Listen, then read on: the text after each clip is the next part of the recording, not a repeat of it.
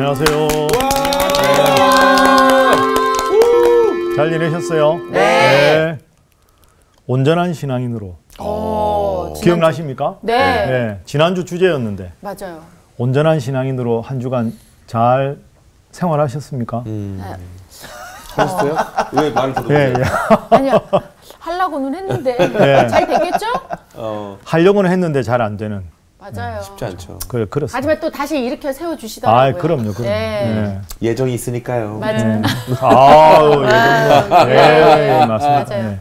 예정론은 신앙의 고백이다. 네. 논리가 아니다. 네. 그죠? 예. 네. 하나님의 은혜로 이 쓸데없는 자 왜 구속하여 주는지 난 알 수가 없도다. 하나님의 은혜로 저 쓸데없는 왜 저로 자. 예장로는 자기에 관한 얘기를 그러셨잖아요. 예, 예. 맞아. 저 아니라고 하셨잖아요. 지금. 잘못된 예를 이제 잘못된 예를 가벼운 조크로 맞아요. 무겁지 예, 않게. 예. 예.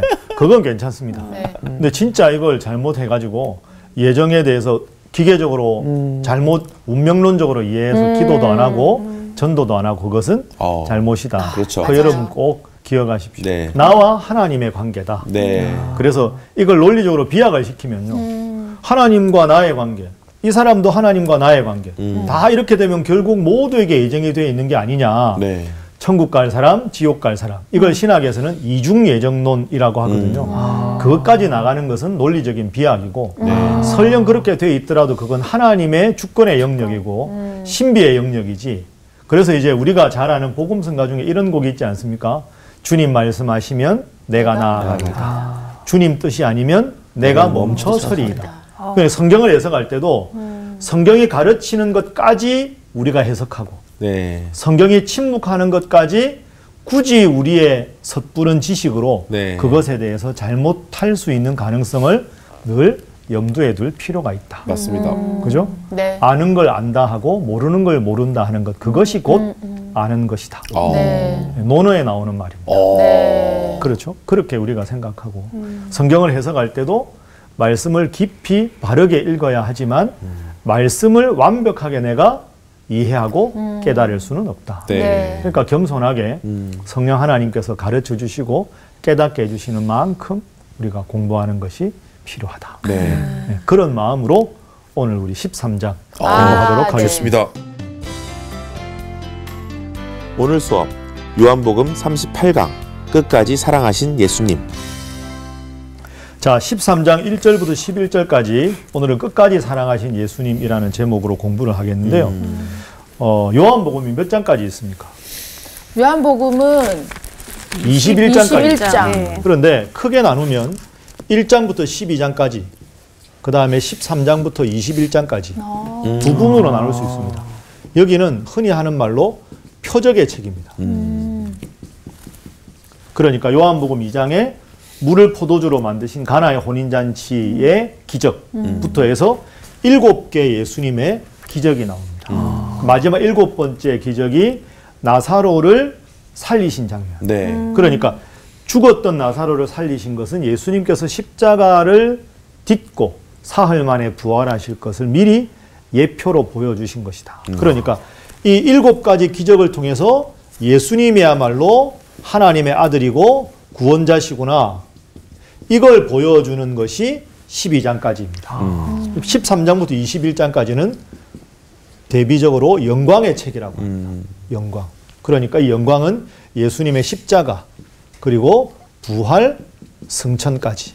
그래서 하나님의 아들 예수님께서 결국 부활 승천을 통해서 영광을 받으셨다 하는 것이 13장부터 21장까지 내용이고요. 그러다 보니까 표적은 많은 사람들 앞에서 요한복음의 용어로 무리들 앞에서 행하셔서 그들을 주님을 믿도록 초청하신 책이라면 이건 예수님의 고난과 부활과 승천에 관한 책이기 때문에 특별히 이 두 가지, 그래서 이것은 예수님의 마지막 일주일에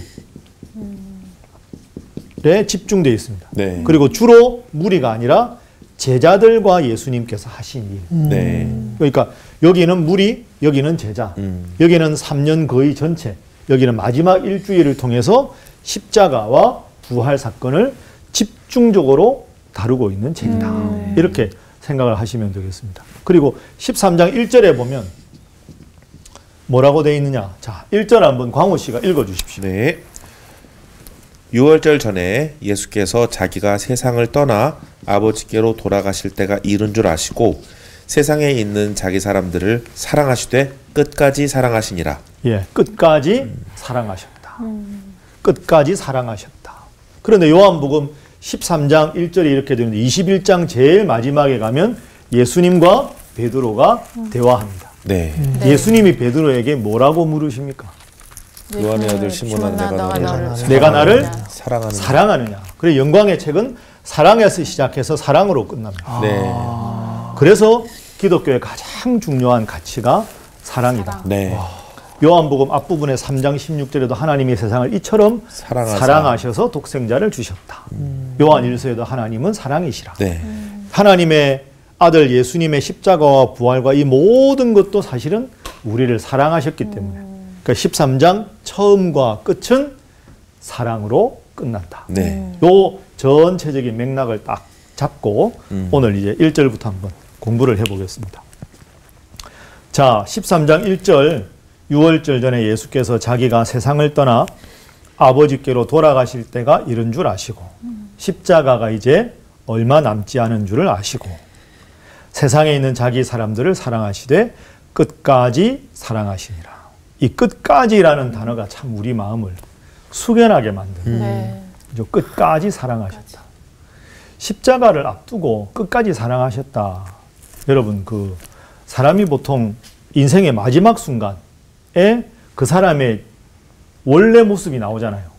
그죠? 마지막 죽음을 앞두고 네. 혹은 여러분들 누구와 함께 할 때 오래 함께 있다가 이별의 순간 직전에 그분의 하는 행동을 보면 지금까지가 가식이었는지 거짓이었는지 진실인지 그 사람 알고 보니까 세상에 이런 사람도 있고 네. 저 사람 진짜 대단한 사람이었네. 우리와 함께하는 마지막 순간을 보면 그 사람의 원래 진면목이 드러나는데 그렇죠. 네. 예수님은 지금 돌아가실 때가 이런 줄 아셨는데 끝까지 사랑하셨다. 네. 그러니까 예수님의 이 마음 속에 얼마나 사랑이 많으셨는가. 네. 네. 이걸 우리가 볼 수가 있습니다. 그러니까 지금 여기에서 이런 말이 있죠. 항상 과거는 이미 지났고 미래는 다가오지 않았지만 지금 이 순간에 오늘이 하나님 주신 마지막 날이라고 생각하고 살아가는 삶. 네. 왜 성경에서는 종말론적인 삶 이렇게 말하거든요. 종말적인 삶과 종말론적인 삶은 다릅니다. 종말적인 삶은 그냥 예수님 재림한다고 생각하고 다 내팽개치고 직장도 안 다니고 학교도 안 다니고 그냥 재림의 날짜만 주목하는 건 잘못된 종말적 삶이고 종말론적인 삶은 주님께서 언제 부르시더라도 내가 주님 앞에 깨어서 나에게 주어진 일상에 충실하면서 주님 믿는 사람답게 오늘 하루도 살아가는 삶. 네. 그게 이제 예수님 보여주신 끝까지 사랑하신 삶이다. 여러분, 오늘을 어떻게 풀이합니까? 이렇게 풀이합니다. 오 하는 감탄사를 늘 하는 오. 해석이 멋지십니다. 이게 오늘이다. 오. 그러니까 순간순간에 최선을 다하고 오 하는 감탄사를 네. 늘 하는 것. 그래서 오늘이다. 이렇게 예수님은 사신 것 같아요. 네.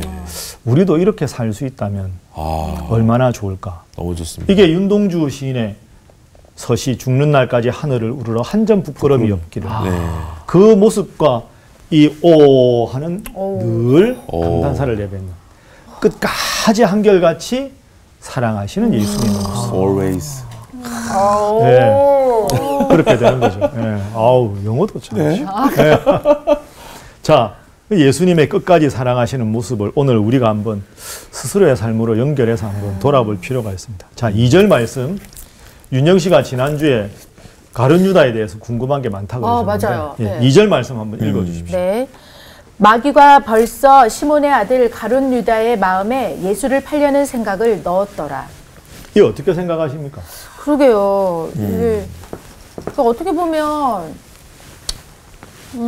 가룟 유다도 그냥 이렇게 도구로 사용하시기 위해서 예수님이 이제 십자가에 이제 못 박혀 돌아가시고 사용되고 뭐 이런 어떤 악의 가정의 도구로 사용을. 그러니까 가룟 유다는 어떻게 보면 억울하다.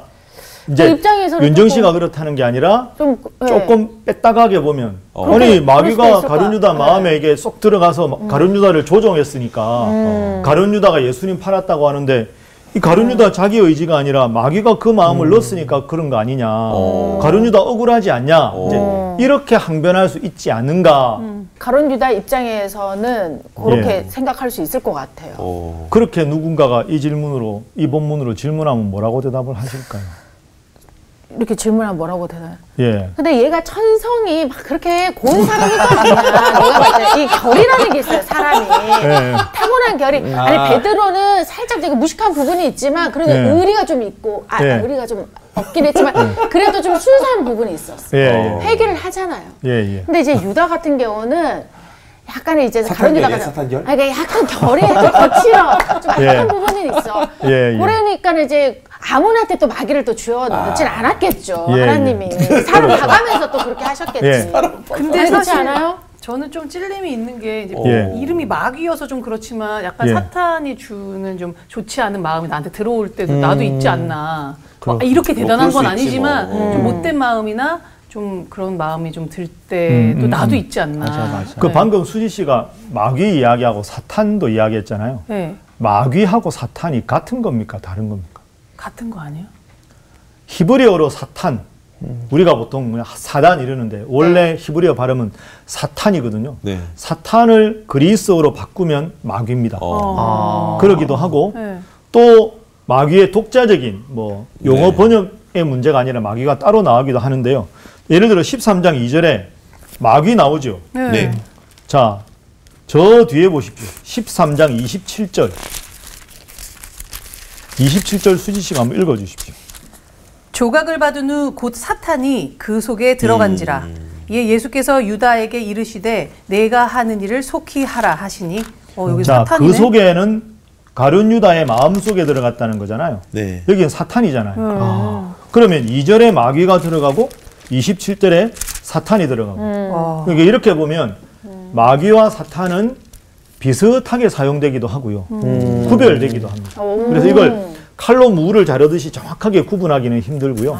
그래서 우리가 보통 사탄, 마귀, 귀신 이렇게 나오죠. 네.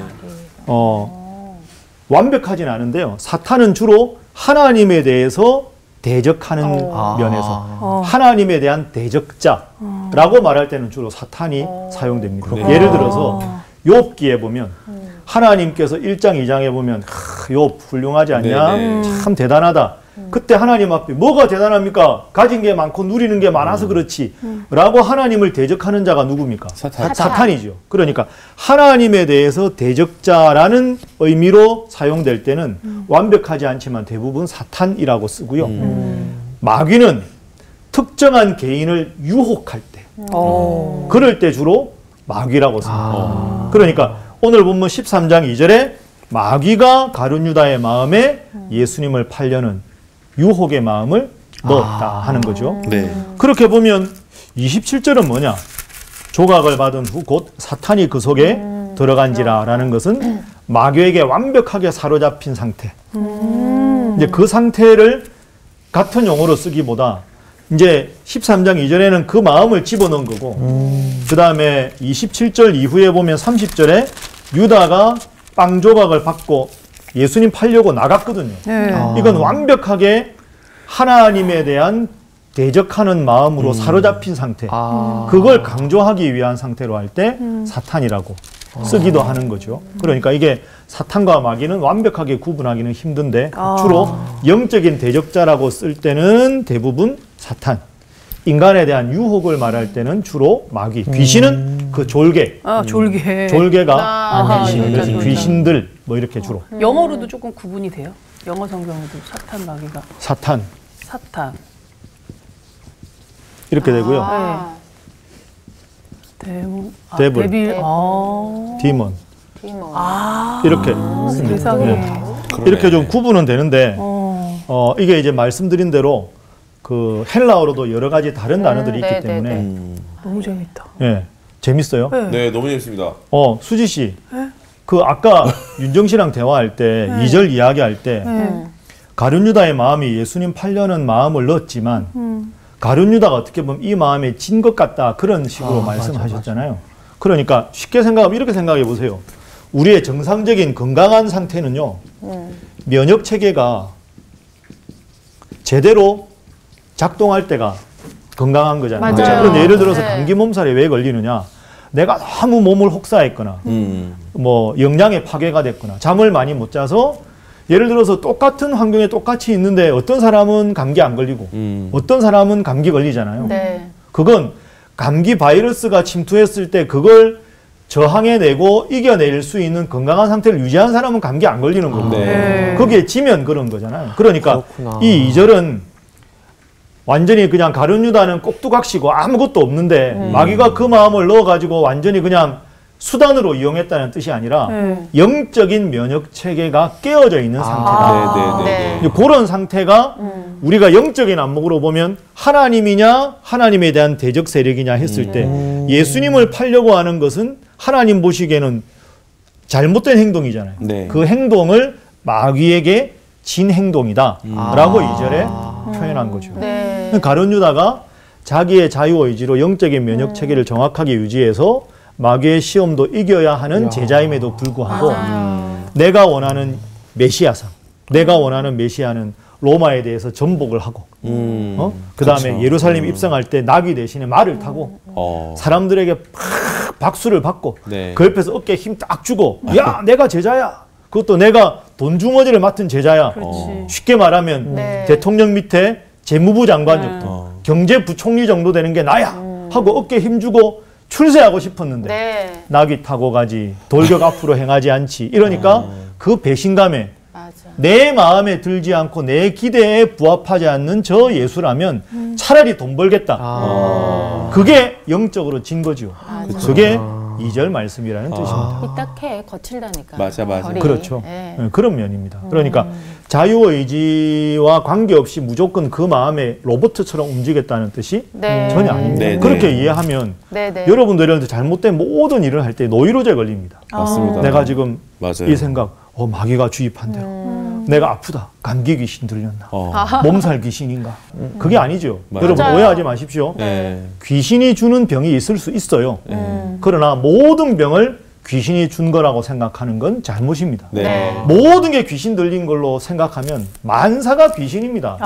노이로제입니다. 어떤 사람들은 막 뭐 말하면 내가 왜 이런 마음이 귀신의 장난인가? 제 눈빛이 왜 저래?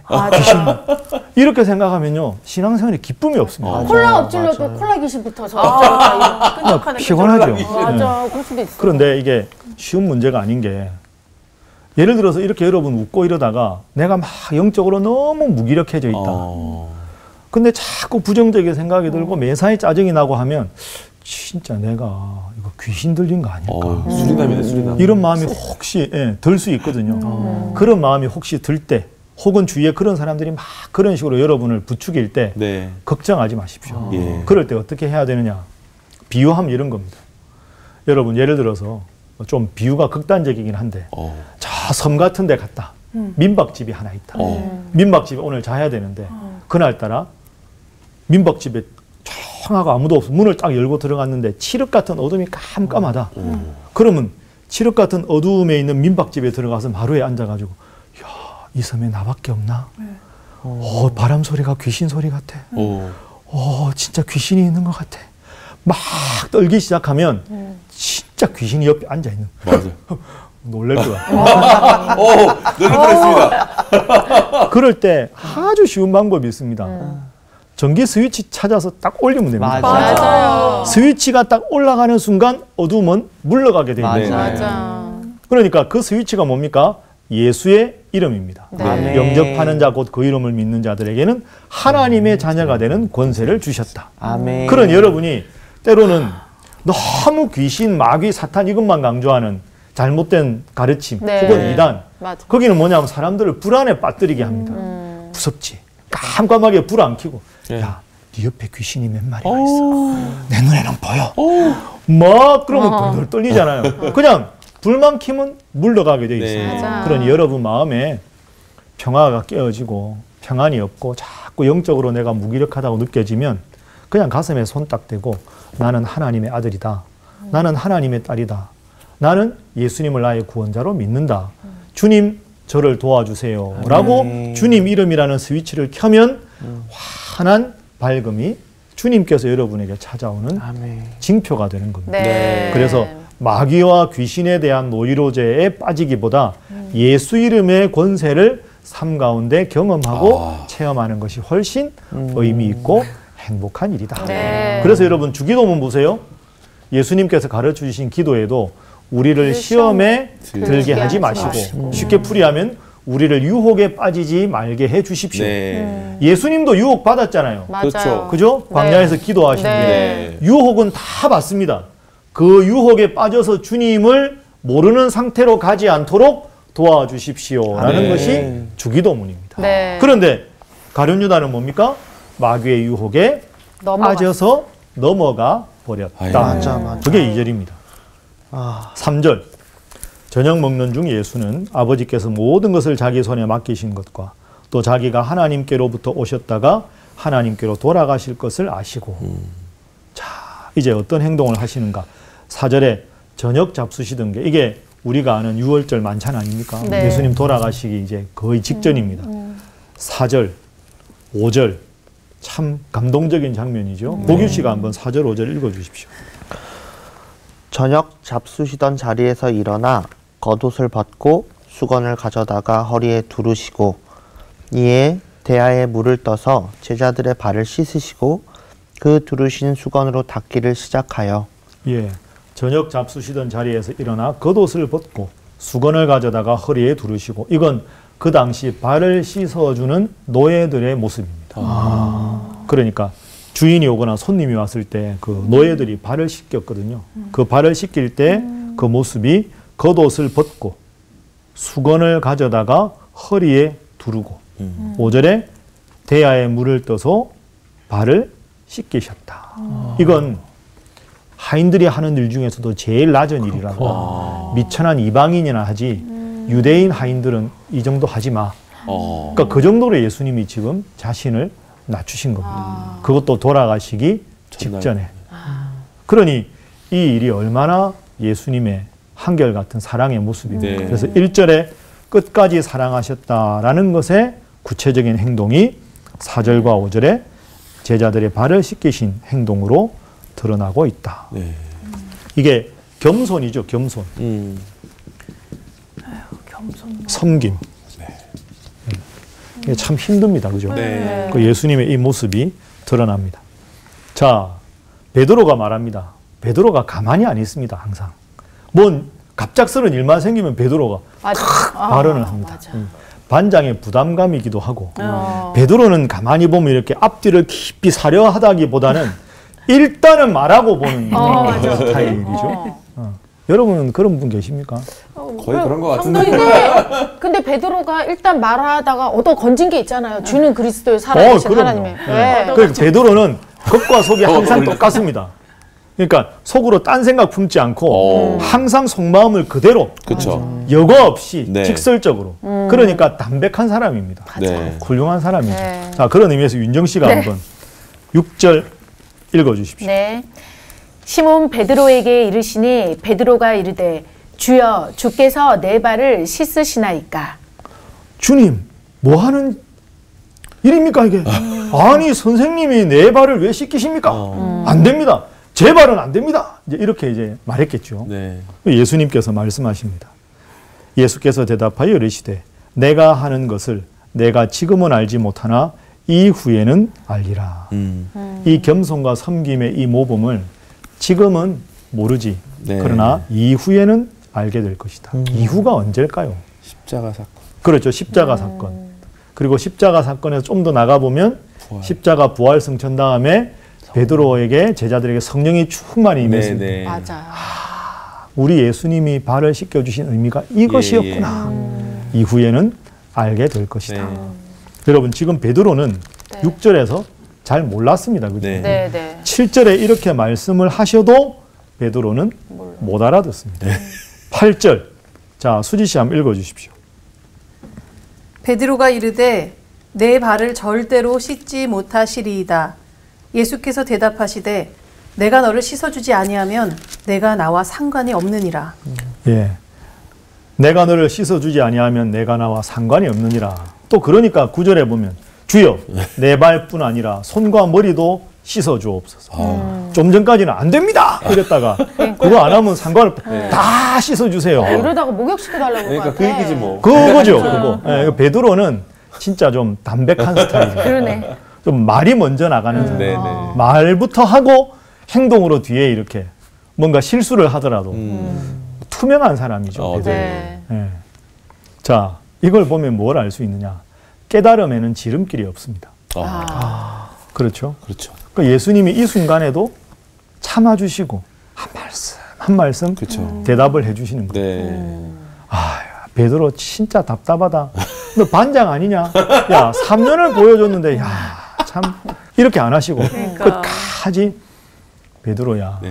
내가 너의 발을 안 씻기면 너하고 나하고 상관이 없어. 아, 그래요? 그럼 다 씻어주세요. 그럼. 못 알아듣지만 또 예수님 곁에서 이렇게 깨달음의 지름길이 없지만 이 베드로가 오순절 마가의 다락방에 성령 충만함을 받고 나서 네. 한 번의 설교로 3,000명을 그렇죠. 회심시키는 네. 위대한 사도가 되지 않습니까? 지름길이 없지만 천천히 꾸준히 가다 보면 우리도 위대한 베드로의 모습으로 변화될 수가 있다. 네. 이렇게 볼 수가 있겠죠. 자, 10절에 예수께서 이르시되 이미 목욕한 자는 발밖에 씻을 필요가 없느니라. 온몸이 깨끗하니라. 너희가 깨끗하나 다는 아니니라. 너희가 깨끗하나 다는 아니니라. 다는 아니라고 왜 말씀하셨을까요? 가룟 유다. 가룟 유다. 그 11절에 나옵니다. 네. 이는 자기를 팔 자가 누구인지 아심이라. 그러므로 다는 깨끗하지 아니하다 하시니라. 예수님은 이미 가룟 유다가 팔 것을 알고 계셨다. 네. 자, 예, 여기 선생님 그 10절에 보면 그 이미 목욕한 자는 발밖에 씻을 필요가 없다고 하셨는데 예. 그럼 이 목욕했다라는 의미는 뭐 세례를 의미하는 건가요? 아니면 어떤 걸 의미하는 건가요? 10절에 이제 이미 목욕한 자라는 말은 예수님을 구원자로 믿은 사람. 그죠? 그러니까 이제 예수님에 대해서 한 번도 들어보지 못한 사람이 아니라 예수님에 대해서 이미 구원자로 믿은 사람. 그런데 예수님을 구원자로 믿었다고 해서 죄를 안 짓는 게 아니잖아요. 네. 그러니까 예수님을 구원자로 믿었지만 죄를 짓는 것에 대해서는 네. 주님 앞에 죄 용서를 받아야 되듯이 네. 이미 목욕한 자는 발만 씻으면 된다. 예수님을 구원자로 믿는 믿음이 확실하면 네. 늘 주님 앞에 죄 용서를 받는 네. 것만 해도 충분하다. 이 말은 다른 말로 하면 그 믿음이 변해서는 안 된다. 네. 이런 당부도 포함되어 있는 그런 말씀이라고 볼 수가 있겠죠. 네. 여러분, 그런데 오늘 이 세족식을 봤는데요. 이 세족식의 배경이 있습니다. 잊어버리면 안 되는 배경을 한번 찾아보죠. 자, 누가복음 22장 한번 가보십시오. 누가복음 22장. 자, 22장 14절에 보면 예수님께서 때가 이름에 사도들과 함께 앉으셨습니다. 그리고는 식사를 하셨죠. 네. 이 식사를 하시고 나서 지금 이제 세족식을 하신 거를 사도 요한은 쓴 거잖아요. 네네. 그 다음에 24절부터 보세요. 예수님과 식사한 다음에 누가복음 22장 24절. 네. 자, 광우 씨가 한번 24절 읽어주십시오. 네. 또 그들 사이에 그중 누가 크냐 하는 다툼이 난지라. 누가 크냐? 이 다툼이 난 겁니다. 예수님께서 이제 유월절 식사하시고 십자가 달리실 것을 미리 예언도 하셨고 아이고. 그 마지막 엄숙한 식사까지 하셨는데 네. 그런데 제자들은 그거 못 알아듣고 네. 무슨 일이 벌어질지도 잘 모르고 야, 우리 중에 누가 넘버 2야? 예수님 넘버 1이니까 넘버 2가 누구지? 나지. 야, 베드로가 예를 들어서 야, 내가 반장 아니야.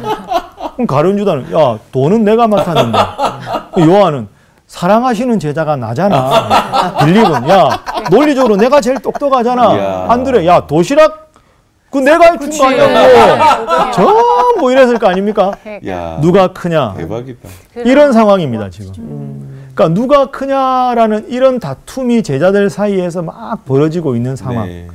그 후에 예수님께서 이 세족식을 하신 거죠. 야, 이거 그 초딩들 싸움 아니에요? 그렇죠. 그러니까 그도 말씀드리지만 깨달음에 지름길이 없다고 말씀드렸잖아요. 그러니까 마지막까지 지금 제자들은 누가 크냐로 다투고 있는 겁니다. 그 예수님께서 조용하게 그들을 보시고 참 그래. 잘났다. 이거 저희 같았으면. 예, 그렇지. 끝까지 내가 모범을 보여야 되겠다 하고는 이제 4절에 겉옷을 벗으시고 수건을 가져다가 허리에 두르시고 발을 씻겨주셨다. 네. 누가 크냐를 다투는 제자들에게 선생된 내가 너희들의 발을 씻기는 것.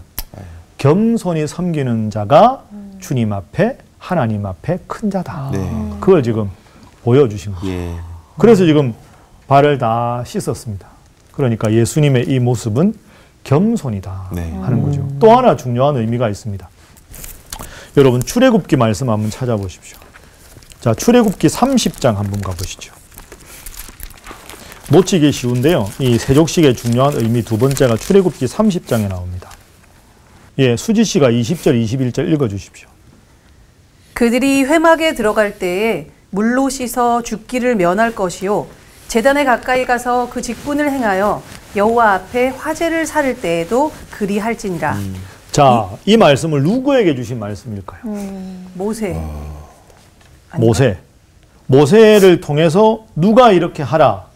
제사장입니다. 제사장. 네. 그러니까 제사장이 회막에 들어갈 때 네. 물로 씻어 죽기를 면할 것이요.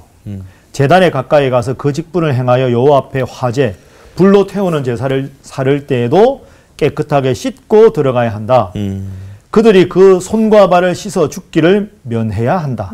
그러니까 하나님 앞에 나갈 때는 손과 발을 정결하게 해야 된다라는 말을 신약으로 보면 우리의 죄를 주님 앞에 회개하고 깨끗함을 받고 주님 앞에 나가야 된다. 네. 그러니까 지금 이 예수님께서 세족식을 하셨다는 의미는 하나님 앞에 나갈 때 우리의 죄를 정결하게 하고 가야 한다. 네. 그러니까 이렇게 보면 오늘 예수님께서 발을 씻겨주신 세족식의 의미가 크게 두 가지가 있는데 첫 번째는 겸손.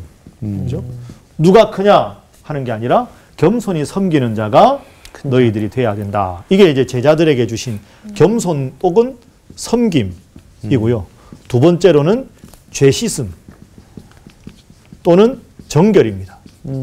하나님 앞에 나아갈 때는 온전히 우리의 마음의 죄악을 깨끗이 용서받고 나가야 된다라는 것을 이 발 씻는 이 행동을 통해서 모범을 보여주신 거죠. 그리고 아까 우리가 오늘 본문 말씀 읽을 때 예수님께서 이 말씀을 하셨죠.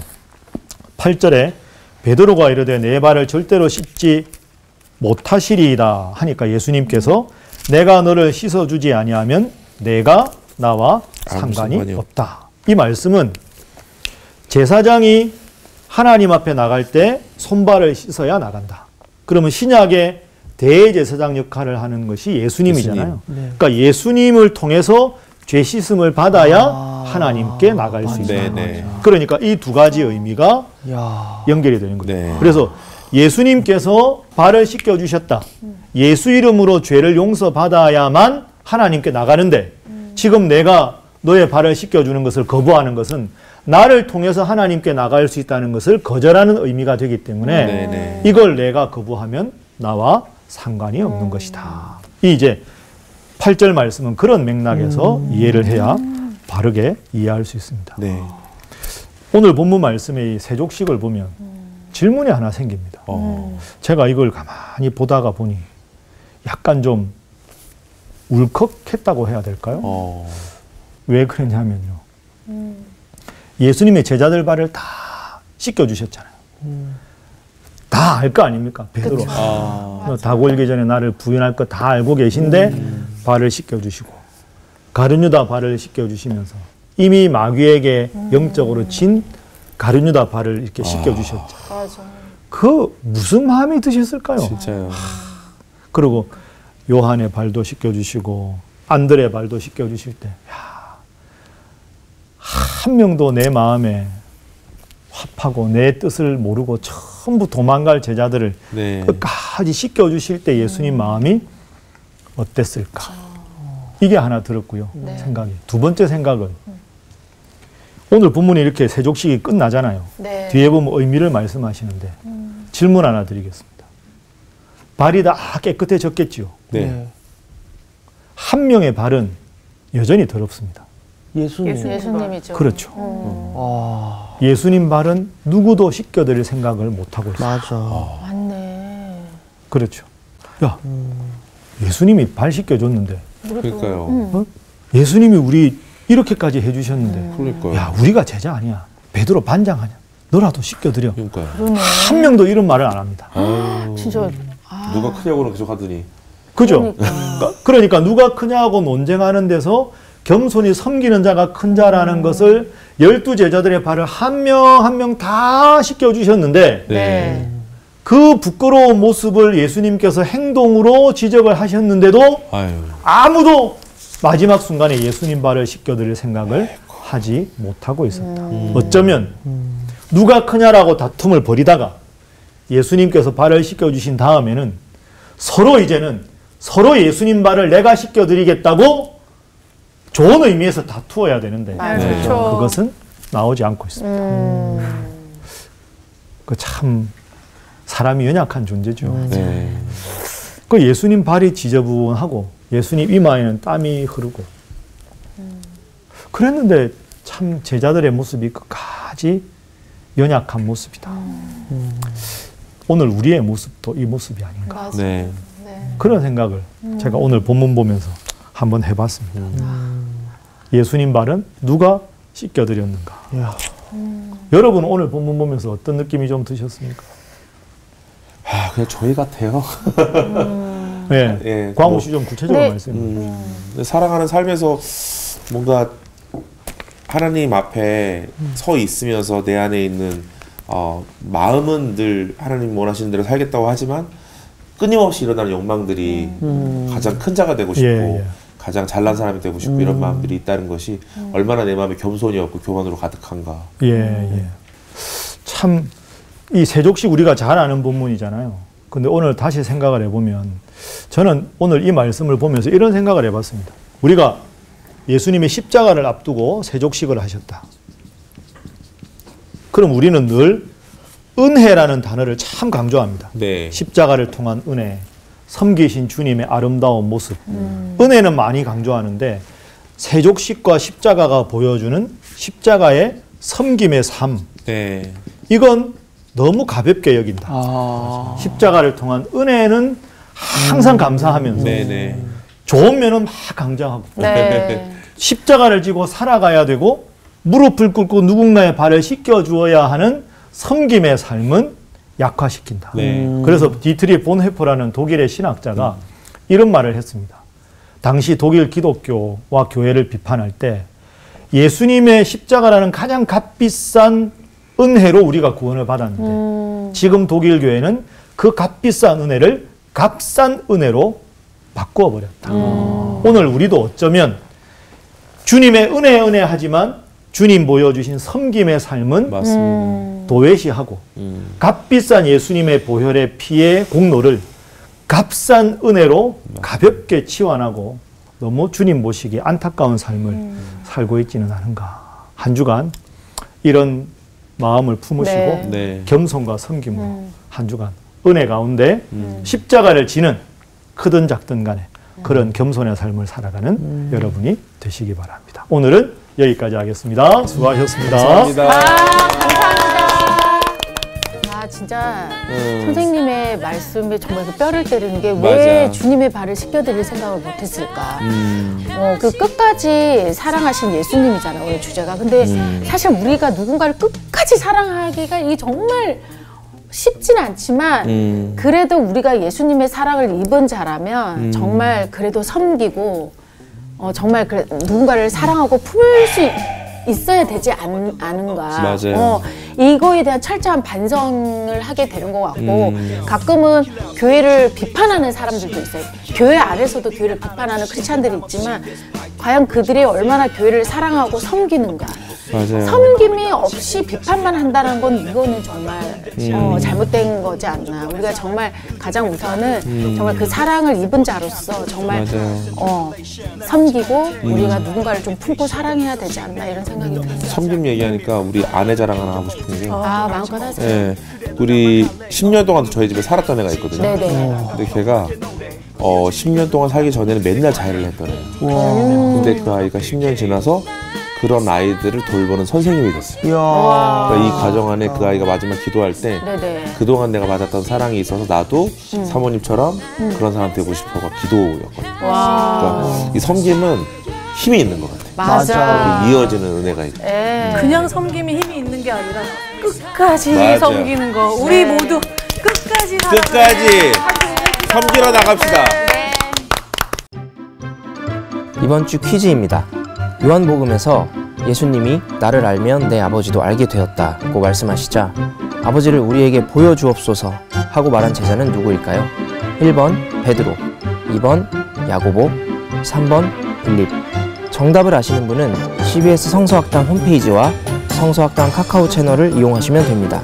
선정되신 분들에게는 대한성서공회에서 발간한 성경 통독을 위한 최고의 자습서 성경 2.0 성서학당 선생님들의 저서 중 하나를 드립니다.